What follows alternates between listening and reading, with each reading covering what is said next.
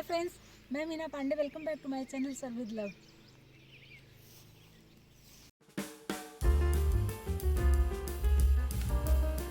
तो फ्रेंड्स, आज मैंने दाल पकवान बना के तैयार किया है। इस तरीके से बनाएंगे ना तो सबको बहुत ही पसंद आएगा।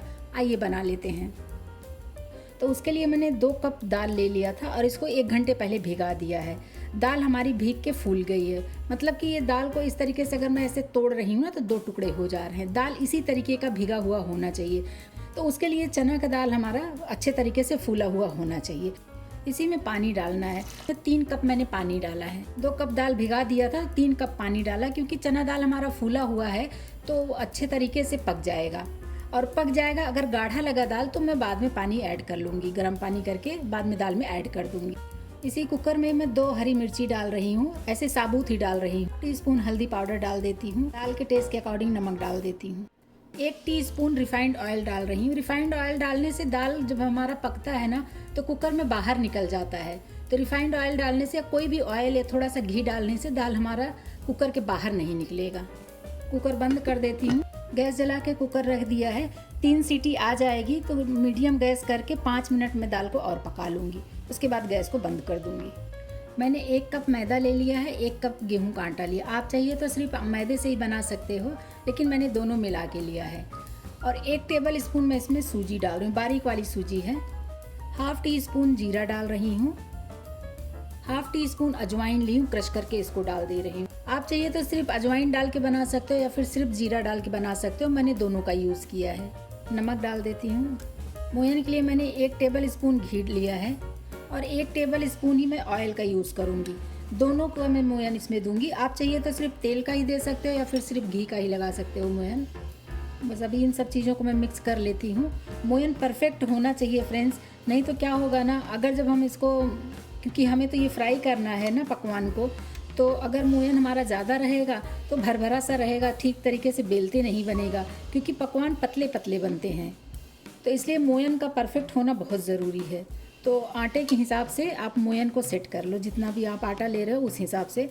तो मेरे लिए मोयन परफेक्ट है, आप अपने अकॉर्डिंग कर सकते हो। तो आटे में मोयन हमारा बिल्कुल परफेक्ट है, क्योंकि इस तरीके से मैं उठा रही हूँ ना, तो ये देखिए लड्डू बन जा रहा है और इसको ऐसे दबा रही हूँ तो तुरंत ही टूट भी जा रहा है। तो एकदम बहुत ज़्यादा भी नहीं होना चाहिए और मोयन हमारा कम भी नहीं होना चाहिए। देखने से भी आप लोगों को लग रहा होगा ना कि आटे में देखो चेंजेस आ गए मोयन डालने से।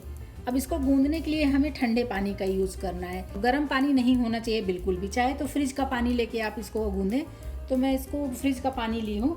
इसी से मैं आटा बना लेती हूँ। जैसे रोटी बनाने के लिए आटा बनाते हैं ना, रोटी पूड़ी के लिए, बस वैसे ही आटा हमें बना के तैयार कर लेना है।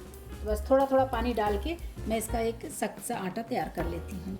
तो देखिए फ्रेंड्स, आटा मेरा इकट्ठा हो गया है। इसको अच्छे तरीके से मैं सॉफ्ट बना लेती हूँ आटे। तो आटा हमारा बन गया है।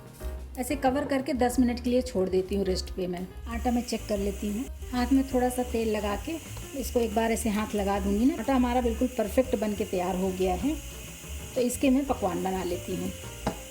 जब तक मेरी दाल ठंडी हो रही है तब तक मैं पकवान बना लेती हूँ।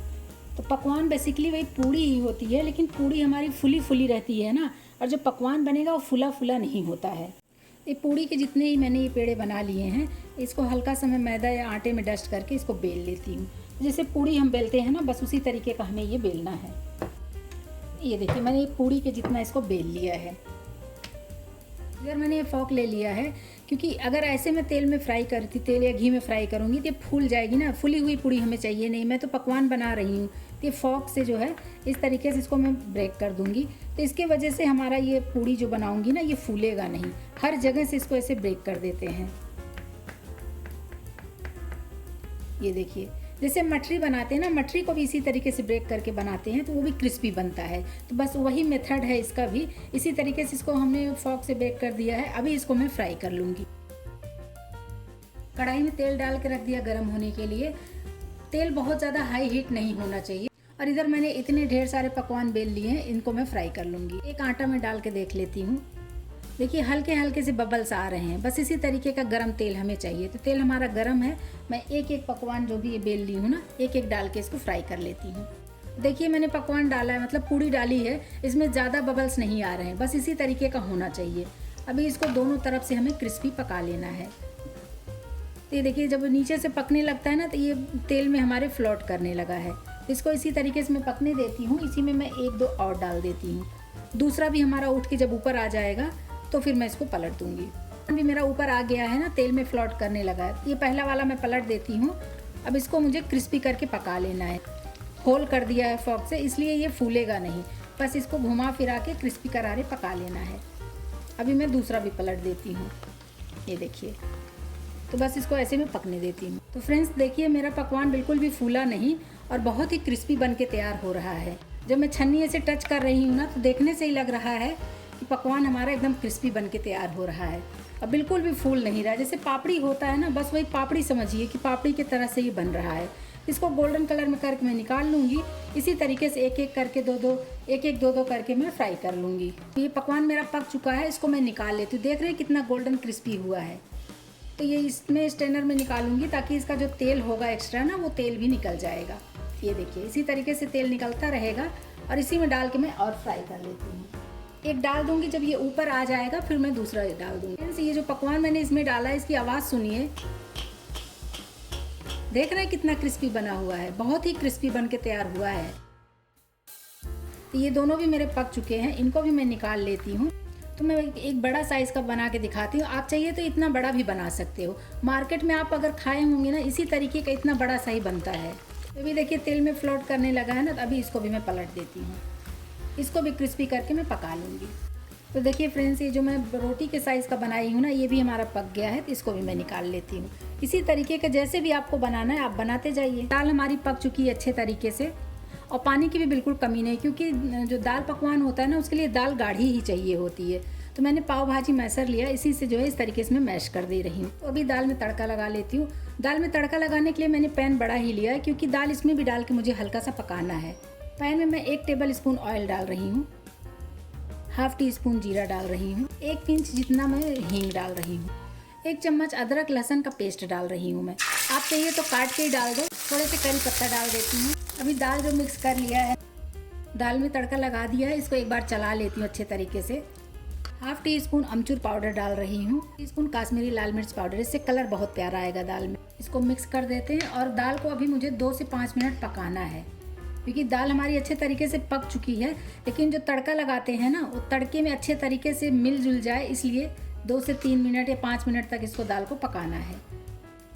देखिए फ्रेंड्स, दाल मेरी गाढ़ी हो चुकी है। जो कि चना दाल है, ठंडा होगा ना तो थोड़ा और गाढ़ा होगा। तो बस इसी में धनिया पत्ती डाल के डेकोरेट कर दीजिए, खाने के लिए सर्व कर दीजिए।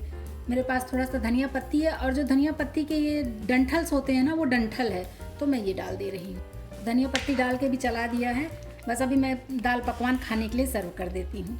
तो मैंने प्याज काट लिया है छोटे छोटे, इस तरीके से प्याज रख देते हैं। साथ में ये खट्टी मीठी इमली की चटनी रख देते हैं। ये हरी चटनी है, मैंने इसमें ले लिया है थोड़ा सा।